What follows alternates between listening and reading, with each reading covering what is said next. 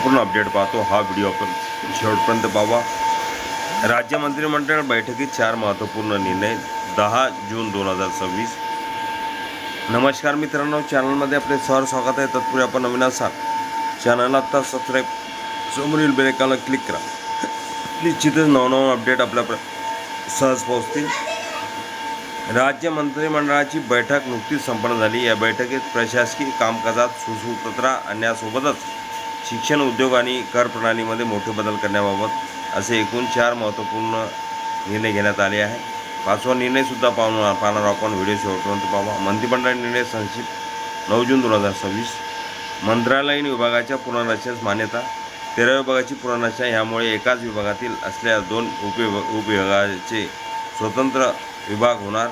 आता 33 प्रशासकीय विभाग होते, त्यांची संख्या 10 ने वाढून 43 होणार। पण नवीन पद निर्मिती होणार नाही, पण विभागांना आता सुलभपणे काम करता येईल अशा पद्धतीने कामकाजाची विभागणी होणार। निर्णय प्रक्रिया गतिमान होणार। सामान्य प्रशासन विभाग। राज्यातील नवीन महाविद्यालयांना अंतिम मान्यता। विस्तारीकरणात नवीन विद्याशाखा, अभ्यासक्रम व नवीन विषय तुकडी यांना मान्यता देण्यासाठी महाराष्ट्र सार्वजनिक अधिनियम 2016 मध्ये सुधारणा करण्यास मान्यता। उच्च व तंत्र शिक्षण विभाग।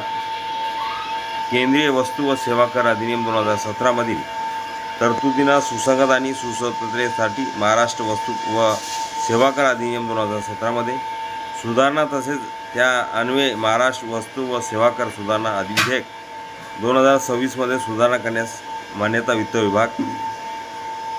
चौथा निर्णय आहे महाराष्ट्र औद्योगिक विकास महामंडळासाठी कर्ज उभारणीकरता अधिकारात वाढ करणार। अध्यादेश काढण्यास तसेच महाराष्ट्र औद्योगिक विकास अधिनियम 1961 मध्ये सुधारणा करण्यास मंजुरी। उद्योग विभाग। विद्यार्थ्यांसाठी महत्त्वपूर्ण निर्णय। विद्यार्थ्याच्या कागदी बस पास बंद। आता NCMC स्मार्ट कार्ड अनिवार्य।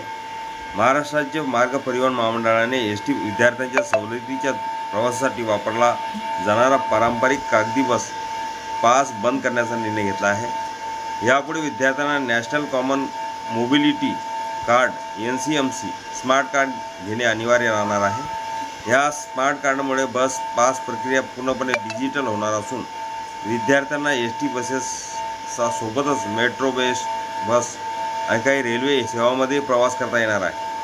विद्यार्थ्यांच्या कार्डची नोंदणी सरळ IDशी जोडली जाणार असल्याने सवलतीचा गैरवापर रोखण्यास मदत होणार आहे।